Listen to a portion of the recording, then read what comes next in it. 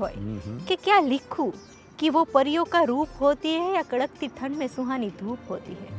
આજ સુધી કોઈ દીકરીએ બાપ પાસે વધારે માંગ્યું નથી અને કોઈ બાપે દીકરીને ઓછું આપ્યું નથી। આમ જોવા જઈએ તો ભારતની બે દીકરીઓ સીતા અને સરિતા, આ બે દીકરીઓ એવી છે કે એકવાર પોતાના બાપના ઘરેથી નીકળે છે ને પછી આખી જિંદગી પોતાના બાપના ઘરે પાછી નથી જતી। આપ રાસ્તો की बात करते हो, आप रास्तों की बात करते हो, बेटियां तो गर्भ में भी महफूज नहीं है। કે જો તમારે સંતાનમાં દીકરો છે કે દીકરી છે, જો તમારી દીકરી છે તો એને ખાલી 181 નંબર ગોખાવીને રાખો। વાહ। અને જો તમારે સંતાનમાં દીકરો છે તો એને માત્ર સ્ત્રીનું સન્માન કરતા શીખવો। વાહ। કારણ કે એક વાત મારે કહેવી છે કે એક બાપ છે ને એના દીકરાને લઈને રમતા હતા। વાહ। ઘરમાં વાહ, થોડીક વાર ખભે બેસાડે, પછી પેલો ઘોડો ઘોડો કરે ને એમ કે પીઠ ઉપર બેસાડીને, એટલે બે ત્રણ માણસો આવ્યા કે તમે બહુ લાડ લડાવો છો તમારા છોકરાને, કે આવું ક્યારના અમે જોઈ છે 2 કલાકથી અહીંયા બેસાડો ને અહીંયા બેસાડો ને પીઠ ઉપર બેસાડો, આમ તેડો ને। એટલે એ ભાઈ એમ કીધું કે મારી પાસે આર્થિક એટલો સક્ષમ નથી કે હું મારા બાળકને મોંઘાદાટ રમકડા લઈ દઈ શકું। મારા બાળક માટે રમવા માટે માત્ર એના બાપની પીઠ છે। વાહ વાહ વાહ વાહ, બહુ સુંદર વિચાર। અને બહુ ભાગ્યશાળી હોય છે આવા બાળકો કે જેને રમવા માટે એના બાપની પીઠ મળે છે। અને આ માણસ, આ બાપ એટલે મહાવીરભાઈ દેસાઈ, ગાંધીજીનો જમણો હાથ। વાહ વાહ વાહ। અને એ દીકરો એટલે નારાયણભાઈ દેસાઈ। વાહ વાહ, મહાદેવભાઈની પોતાની વાત આપે, બહુ સુંદર સ્મરણ કરાયું। અને ગાંધીજીના અંતેવાસી મહાદેવભાઈ દેસાઈ અને દીકરો એટલે નારાયણભાઈ દેસાઈ। વાહ વાહ, નારાયણભાઈ કથા કરતા। હા, એટલે આ વાત નારાયણભાઈ પોતે કહેલી વાત છે। વાહ, મેં સાંભળેલી છે એટલે પહોંચાડું કે બાપ, તમે 80 વર્ષનો બાપ હોય, 50 વર્ષની તમારી ઉંમર હોય, પણ ગમે એવા તમે ટેન્શનમાં હોય, ગમે એવું આભ તમારા ઉપર આવી પડ્યું હોય ને બાપ ખાલી એમ કહે ને કે ટેન્શન શેનું, હું હજી બેઠો છું, આ એક શબ્દ ખાલી બાપ બોલે છે ને ગમે એવું ટેન્શન દીકરાને દૂર થઈ જાય છે। આ એક બાપના વેણની કિંમત છે। વાહ વાહ વાહ વાહ, બહુ સરસ। એટલે આ મને ગમતી વાતો તમે જે કીધી, બહુ સુંદર। તમે બેન પુરુષ જગતની, સમાજ જીવનમાં એક બહેનની દૃષ્ટિએ, એક માની દૃષ્ટિએ, એક દીકરીની દૃષ્ટિએ, એક દીકરાની દૃષ્ટિએ એને મૂલવવા માટેનો જ્યારે આપણે પ્રયાસ કરીએ ને ત્યારે ઘણી વખત આ પડળો ઉખડ્યા પછી આપણને ખબર પડે કે આ મૂળ ચિત્ર તો આવું છે, એની ઉપર એટલા બધા આવરણો ચડી ગયા છે જેને કારણે મૂળ ચિત્રો દેખાતા નથી। અમારા મોજે દરિયાના દર્શક મિત્રોને તમે એક સરસ મજાની પીછી મારી અને મૂળ કૃતિને જેમ છે તેમ દર્શાવવા માટેનો આબેહૂબ પ્રયાસ કર્યો। હું આપને બેન એટલું જરૂર કહીશ કે આપ અવલોકન કરવાની અદ્ભુત કળા જાણો છો, કવિ અને કવિતાના મર્મને સારી રીતે ઉજાગર કરવાની આવડત ધરાવો છો। આપની પાસેથી ગુજરાતી દર્શકોને ખૂબ મોટી આશાઓ છે। આપને હું મારી શુભકામનાઓ પાઠવું છું કે આપ ખીલતા રહો અને ગુજરાતી ભાષાને હાજી વાત કરી ને ખીલો, એટલે મને એક વાત દીકરી તરીકે ગમી એ વાત જે તમે મોદી સાહેબની વચ્ચે વાત કરી કે દીકરીઓ માટેની બેટી બચાવો બેટી પઢાઓ આવું બધું ચાલી રહ્યું છે, એની વચ્ચે એક વાત મને બહુ ગમે છે। બહુ સરસ। મણિલાલ કપૂરિયાએ મને થોટ આપેલો, આપણા અહીંયા પડદરીના, હાજી, એટલે એમણે મને થોટ આપેલો કે એક નાનું એવું ગામ, 350 થી 400 માણસની વસ્તી ધરાવતું ગામ, વાહ, અને નદી કિનારે રહેલું ગામ, વાહ, નદીની એક બાજુ ગામ છે અને બીજી બાજુ હિંસક પ્રાણીઓથી ભરેલું જંગલ છે, વાહ, અને ગામમાં એક 5 કે 6 વર્ષની દીકરી રહે, વાહ, અને નદી કિનારે વસેલું રે। નદી એટલે કેવી નદી? આપણા લોક સાહિત્યમાં નદીનું વર્ણન કેવું કે ડુંગરથી દળતી, ઘાટ ઉતરતી, પડતી પડતી, આખડતી આવે, ઉછળતી જરા ન ડરતી, હરતી ફરતી મત કિલકારા કરતી, ડગલા ભરતી, જાય ગરજતી જોરાડી, હિરણ હલકારી, જોબનવાળી, નદી રૂપાળી નખરાળી। આપણા કવિ દાદ બાપુની રચના। અને આવી નદી, આમ જોવા જઈએ તો ભારતની બે દીકરીઓ સીતા અને સરિતા, આ બે દીકરીઓ એવી છે કે એકવાર પોતાના બાપના ઘરેથી નીકળે છે ને પછી આખી જિંદગી પોતાના બાપના ઘરે પાછી નથી જતી। એવી નદીના કિનારે વસેલું ગામ ને એમાં 7 વર્ષની પ્રાચી નામની દીકરી રહે. વાહ, 7 જ વર્ષની.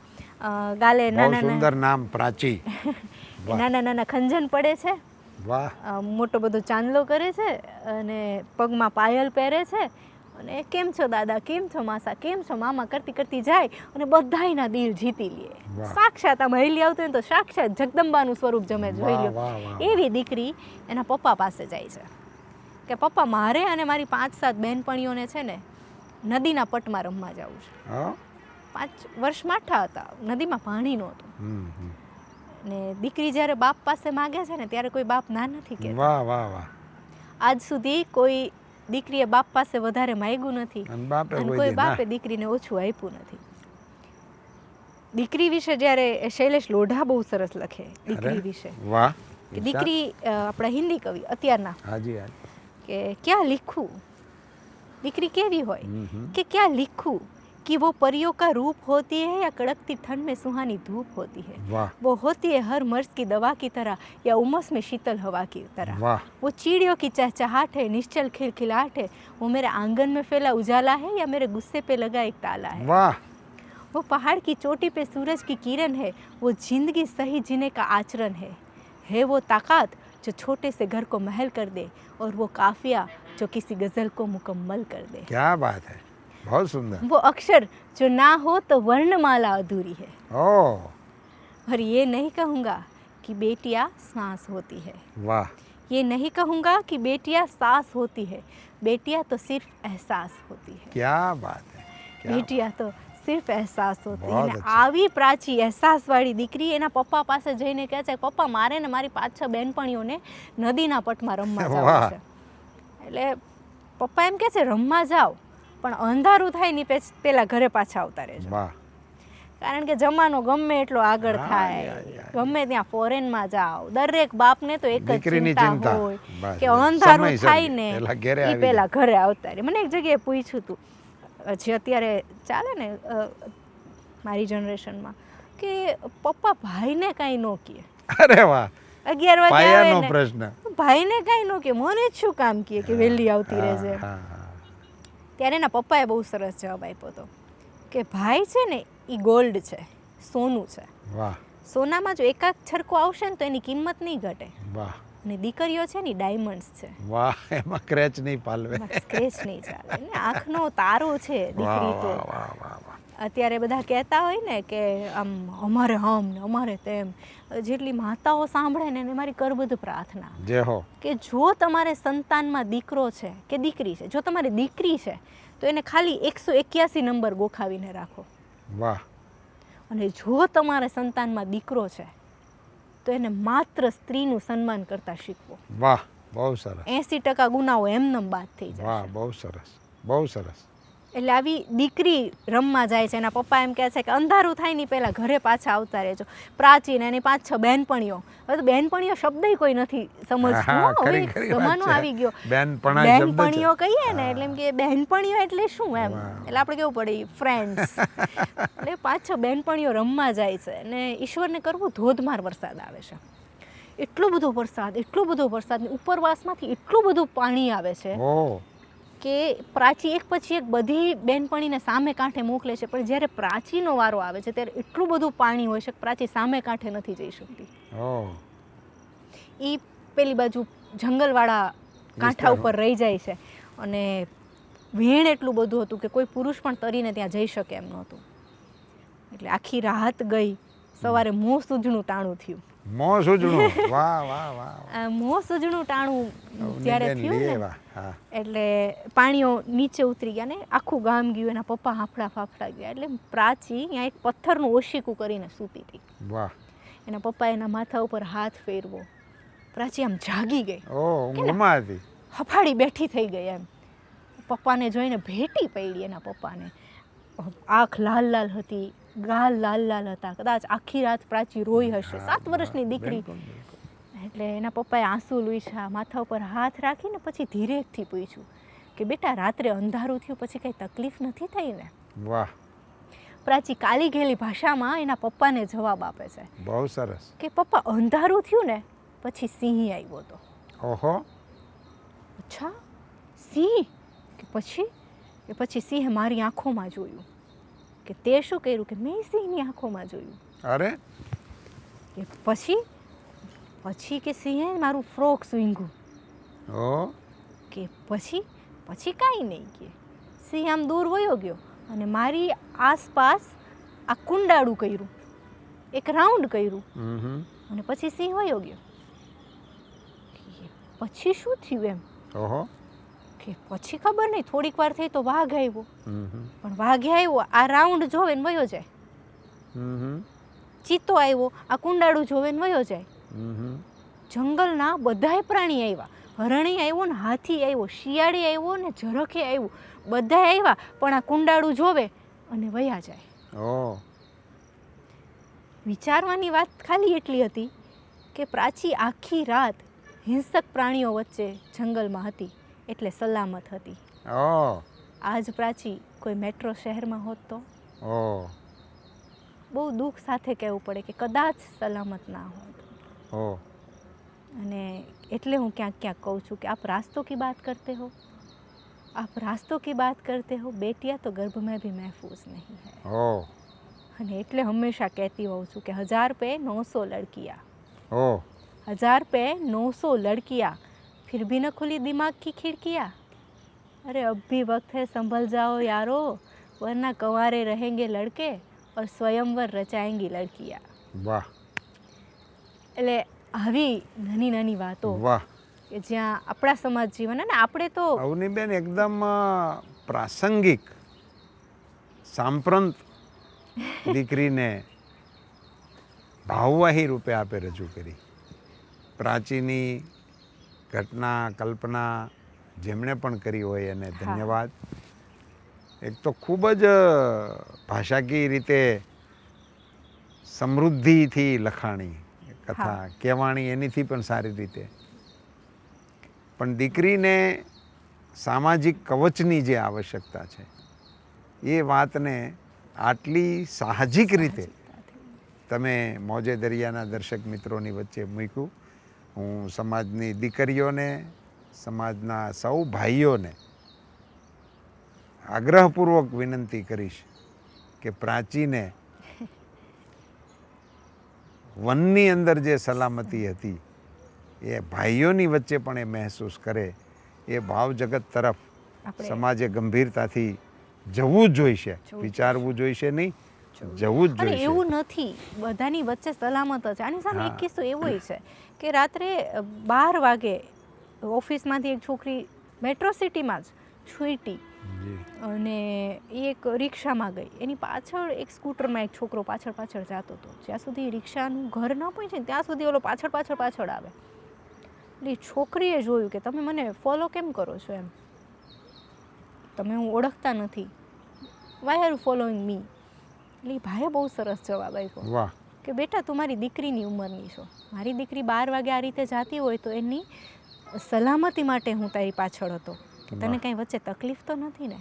વાહ એટલે બધી કેરીઓ સારી કેરીઓની એક કેરી ખરાબ હોય એટલે કે બધી કેરીઓ ખરાબ નથી કહી શકાતી. આવો સમાજ પણ છે, પણ ક્યાંક આપણાથી કંઈક ભૂલચૂક રહી જતી હશે, આવું મારું માનવું છે. જે હો મૂળ તો ભાવને પહોંચવાનો છે ને. આપણે તો વાતના આ બધી સાહિત્યનો ઇતિહાસનો અર્થ જ એ હોય છે કે એમાંથી આપણે શીખી શકીએ.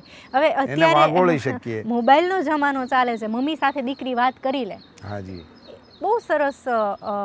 હું ભૂલતી નહીં તો હરિયાળી દોહા છે, એમાં લખેલી વાત કે માર્મિક વાતો કે પહેલાં લગ્ન થઈ જતા, મોબાઈલ તો હતા નહીં, પત્ર વ્યવહાર તો પછી અમુક કર્કશી સાસુમાં હોય તો ઘરે પત્ર પણ ના લખવા દે.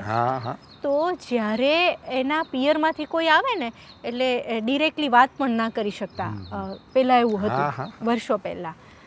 તો ત્યારે એક છોકરી એના પિયરથી એનો ભાઈ કે કોઈ આવેલું હતું ને એની સાથે વાત કરે છે કે હું સમાણી હું જેવડી, વાહ, મુઠ્ઠીમાં સમાય, વાહ, હું સમાણી હું જેવડી મુઠ્ઠીમાં સમાય, હુતા ઉઠી સાંભળે મને મોકલ જેવો માય. ઓ વાહ, બહુ સરસ. મમ્મી પાસે વસ્તુ મંગાવે છે કે હું સમાણી મારા જેવડી, હાજી, હું સમાણી હું જેવડી મારા જેવડી, મુઠ્ઠીમાં સમાય, કે આમ કરી નાખીને તો મુઠ્ઠીમાં સમાય. વાહ હુતા ઉઠી સાંભળે કે હું જાગું ને એટલે મને તરત યાદ આવે, વાહ વાહ મને મોકલજે ને મમ્મી. વાહ વાહ વાહ ઓઢણું મંગાવે છે વાહ વાહ વાહ કે મારા જેવડું જ છે, હું સૌ ત્યારે ઓઢું છું, હું જાગું ત્યારે આવું. એટલે આ બધી વસ્તુઓ વાહ કદાચ ક્યાંક ને ક્યાંક આપણે આવી ભાષા આપણી દીકરીને શીખવાડવી પડશે. બિલકુલ. માનો કે આપણે સમાજ સુધારવા નથી નીકળ્યા, પણ આપણી દીકરીઓને તો આપણે ચેતી જ શકીએ. એક માં એક દીકરી. વાહ. તો એના માટે આ સાહિત્ય જરૂરી છે. બિલકુલ બિલકુલ. જે તમે આ પહેલ કરી રહ્યા છો, જય હો. મોજે દરિયાના માધ્યમથી આ જેટલા પણ લોકો સાંભળે છે, જય હો. તો કદાચ 2 કલાકથી આપણે કે કલાક જે ચર્ચાઓ કરી છે, તો આમાંથી એક પણ વાક્ય જો એક પણ લોકોના હૃદય સુધી પહોંચશે ને, પહોંચશે તો આપણો પ્રયાસ સફળ. જી જી. મને પાકી શ્રદ્ધા છે બેન. આપણે તો પહેલામાં માનીએ છીએ કે અમે તો વેર્યા છે બીજ છૂટે હાથે, હવે વાદળ જાણે ને વસુંધરા.